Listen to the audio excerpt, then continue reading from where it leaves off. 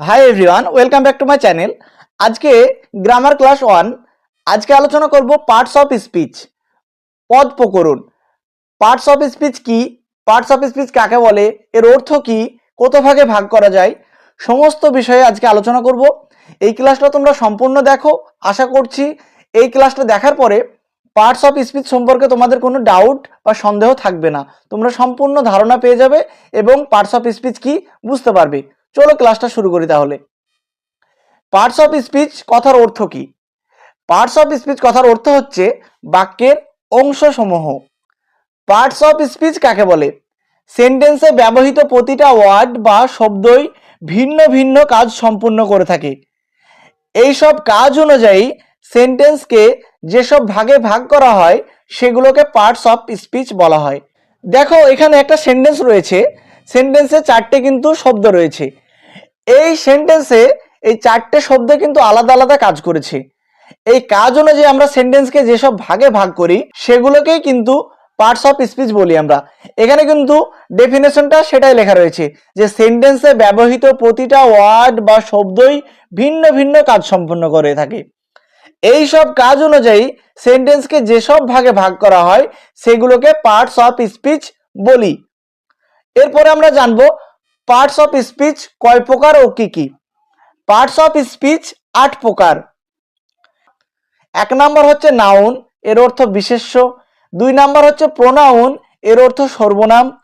3 number হচ্ছে verb, এর অর্থ ক্রিয়া। 4 নাম্বার হচ্ছে অ্যাডজেক্টিভ, এর অর্থ বিশেষণ। 5 নাম্বার হচ্ছে অ্যাডভার্ব, এর অর্থ ক্রিয়া বিশেষণ। 6 নাম্বার হচ্ছে প্রিপজিশন, এর অর্থ পদান্বয়ী অব্যয়। 7 নাম্বার হচ্ছে কনজাংশন, এর অর্থ সংযোজন অব্যয়। 8 নাম্বার হচ্ছে ইন্টারজেকশন, এর অর্থ বিস্ময়সূচক অব্যয়। এবার আমরা প্রতিটা ভাগকে একটা একটা করে জানবো। প্রথমে আমরা জানবো নাউন। নাউন নাউন কাকে বলে বা নাউনের ডেফিনেশনটা কি এখানে দেখে নাও। যেসব ওয়ার্ড দ্বারা কোনো ব্যক্তি, বস্তু, পদার্থ, স্থান, কাল, দোষ, গুণ ইত্যাদিকে বোঝায় সেই সব ওয়ার্ড বা শব্দকে নাউন বলে। ভালো করে বুঝে নাও। এটার অর্থ হচ্ছে নাউন হচ্ছে এমন একটা শব্দ যেটা কোনো কিছুর নাম করবে। ঠিক আছে, সেটা কোনো ব্যক্তির হতে পারে, বস্তুর হতে পারে, স্থানের হতে পারে, বা কোনো কালের হতে পারে, কোনো দোষের হতে পারে, গুণের হতে পারে ইত্যাদি নাম বোঝায়। নাউন মানে কি? নাম পদ বা নাম। যেমন এখানে কিছু উদাহরণ দেওয়া আছে, দেখো। রাজ, সেলিম, রানা ইত্যাদি এগুলো কিন্তু ব্যক্তির নাম। এবার কিছু ওয়ার্ড দেওয়া রয়েছে নাউন। বুক, পেন, ওয়াটার, মোবাইল এগুলো কিন্তু বস্তুর নাম। তারপরে দেখো 3 নম্বরে আছে ডে, নাইট, উইন্টার ইত্যাদি এগুলো কিন্তু কালের নাম। তারপরে আছে দেখো অনেস্টি, বিউটি, হেলদি ইত্যাদি এগুলো কিন্তু কোনো গুণের নাম। তাহলে আমরা বুঝতে পারলাম যে নাউন মানে নাম, কিন্তু সেগুলো শুধুমাত্র কোনো জায়গা বা বস্তুর নাম হবে না, সেগুলো কোনো গুণের নামও হতে পারে, কালের নামও হতে পারে, ব্যক্তির নামও হতে পারে, বস্তুর নামও হতে পারে ইত্যাদি। এরপর আমরা জানবো প্রোনাউন। প্রোনাউনের অর্থ হচ্ছে সর্বনাম।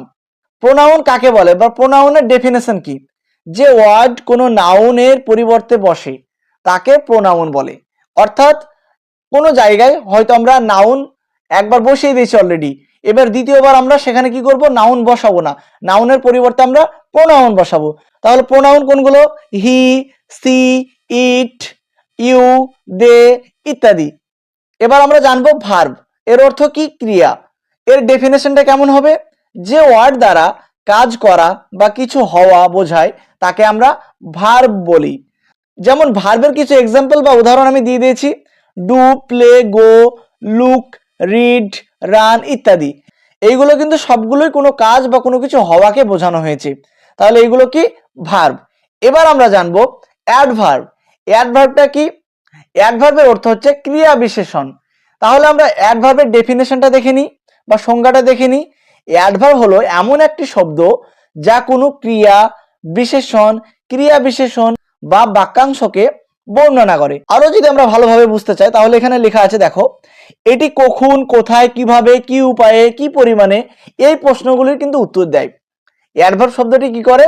কখন, কোথায়, কিভাবে, কি উপায়ে, কি পরিমাণে এই প্রশ্নগুলির কিন্তু উত্তর দেয়।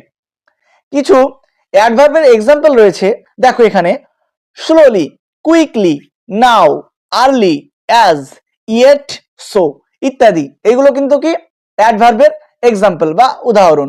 এই শব্দগুলি কিন্তু এই ধরনের প্রশ্নের উত্তর দেয়। এবার আমরা জানবো অ্যাডজেক্টিভ, এর অর্থ বিশেষণ। যে ওয়ার্ড কোনো নাউন বা প্রোনাউনের দোষ, গুণ, অবস্থা, সংখ্যা, পরিমাণ ইত্যাদিকে প্রকাশ করে তাকে অ্যাডজেক্টিভ বলে।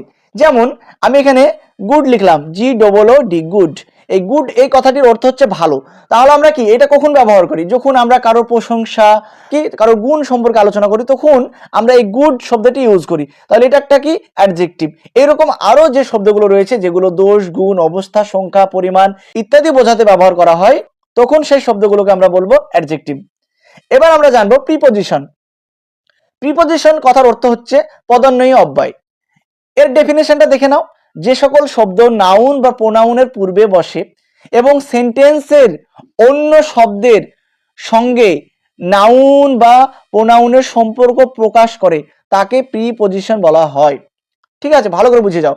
যে সকল শব্দ নাউন বা প্রোনাউনের পূর্বে বসে, আগে বসে, এবং সেন্টেন্সের অন্য শব্দের সঙ্গে নাউন বা প্রোনাউনের সম্পর্ক স্থাপন করে। যেমন এখানে একটা এক্সাম্পল দিয়েছি আমি, দেখো এখানে অনটা প্রিপজিশন আমরা জানি, কিন্তু অনটা দেখো দ্য টেবিল, এই টেবিলটা কি নাউন, নাউনের আগে বসেছে। এবার কিন্তু এখানে কিন্তু শুধুমাত্র নাউনের আগে বসেনি, এই নাউনের আগে বসে কি করেছে, এই নাউনের সঙ্গে এই যে অন্যান্য যে শব্দ রয়েছে, এই যে এখানে দা বুক রয়েছে, এই দা বুক একটা শব্দ, এই যে শব্দ রয়েছে এইগুলোর সঙ্গে কি করেছে, একটা সম্পর্ক প্রকাশ করেছে। The book is on the table, বইটি টেবিলের উপরে আছে। এখানে যদি অনটা না থাকতো তাহলে কিন্তু সেন্টেন্সের অর্থটা ঠিকঠাক বোঝা যেত না।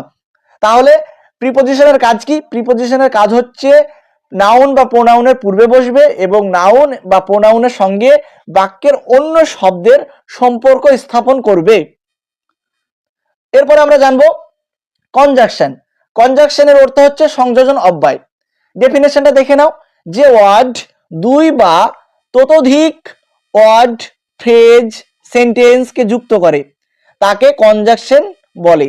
মানে আমরা বুঝতে পারছি যে ওয়ার্ড বা যে শব্দ দুটো বা তার থেকে বেশি ওয়ার্ডকে অথবা ফ্রেজকে বা সেন্টেন্সকে একসঙ্গে যুক্ত করে তাকে আমরা কনজাকশন বলি। যেমন এখানে এক্সাম্পল দেখে নাও, অ্যান্ড, অর, বাট, ইয়েট ইত্যাদি। এইগুলো দিয়ে কিন্তু আমরা সাধারণত কি করি, দুটো সেন্টেন্সকে বা দুটো ফ্রেজকে বা তার দুটো ওয়ার্ডকে আমরা যুক্ত করি, সেই জন্য এগুলোকে আমরা কি বলবো, কনজাকশন বলবো। এবার আমরা জানবো ইন্টারজেকশন।